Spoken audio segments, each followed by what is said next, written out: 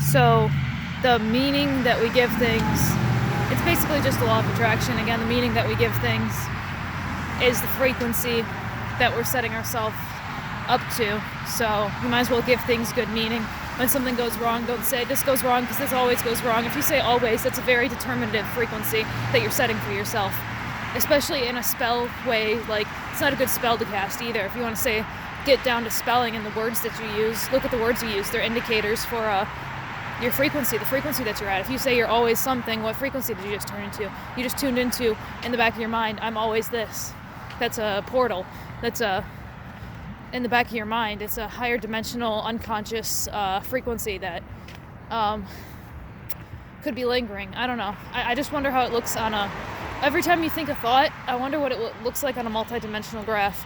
I wonder what it looks like in the higher realms, because we can usually only see the third dimension with our five senses, which is why you have to wake up your sixth sense, your third eye, commonly called your third eye. People call your intuition your sixth sense too. I call the third eye a sixth sense, because that was the first one that awakened for me. Simply because of that, and that only is the reason that I call it that. I don't even know if you can hear me on this video, so I'm going to turn it off. But I want to capture higher dimensions on machinery. Like, imagine when you think a thought. Okay, someone once told me, or I read one time, where does a thought go when it's forgotten? Well, I believe it goes back into the unconscious mind, or the collective unconscious. And these are locations in space-time. If you still want to call it space-time, I don't call it space-time anymore. Einstein calls it space-time because he calls the fourth dimension time, but I don't call the fourth dimension time. So I just call it cosmic space. I don't know. I think we've been looking at science in some very strange ways for some very good time now. I don't know, maybe we have, maybe we haven't. It's just basic string theory though. I mean, it's just dimensions. We just need to study non-physical phenomena. I don't know. I just want to know where a thought goes when it's gone and where a moment goes when it's gone. And I think that those things are the same place, into the unconscious mind. The answer to those questions are the same place, the unconscious mind, because the unconscious mind is that which is not within focal awareness. Focal awareness being that which you can interact with, like, that's that which you are already interacting with. I think I am source I am one with that which I am already experiencing right now in the divine moment. The divine moment being the now.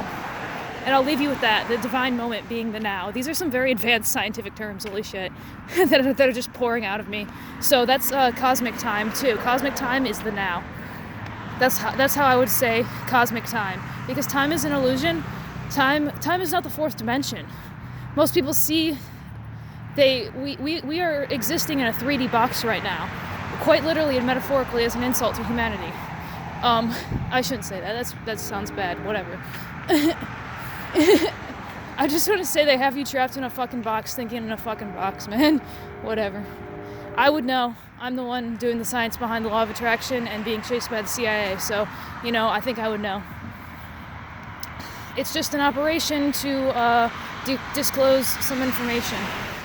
Operations go on all the time, right under people's noses. I mean, look at MK Ultra. They used to torture people. Just Google it. The CIA admits to torturing people. Google it. Fucking Google it. Why am I bringing this up in a video about me doing some very advanced science? I don't know. You connect the fucking dots. It's easy. I'm just gonna put that there. Sound like Hagrid. All right. Well, I'm walking to the store. So that's cosmic time. I just wanted to say that time is an illusion, and give a little bit of a physics explanation as to why. The fourth dimension being another realm of space, if you will, rather than a dimension of time, because that which we see passing is not that which we see passing. Just because we see the fourth dimension, when people think of time, what they're actually thinking about is what they see as the fourth dimension. They see one moment turn into the next moment, and they say, that's time. No, that's not. That's just the fourth dimension you're witnessing at a slower frame rate than most. Or you're just not witnessing the fourth dimension. You're just witnessing, sorry, it's hard to put into human words. When I say human words, I just mean like, there's not words, like, it's complex. It's complex. It's complex to explain what goes on in my mind versus what goes on in my limited vocabulary index. So yeah, cosmic time is basically saying that there is only the now if you want to think in terms of time. And even then, I wonder if that could be augmented because of source energy being able to be source energy. And I say being able to be source energy because the more that you study source energy, it's probably the most influential thing that you could ever study ever is source energy itself. I shit you not. I'm just going to leave you with that right there because that's a rabbit hole itself, and I want you to stop right there and think about that. Like, because that's what it's all about. I mean, that's literally, it's just making it's just lead to gold right there. I'll leave you with that.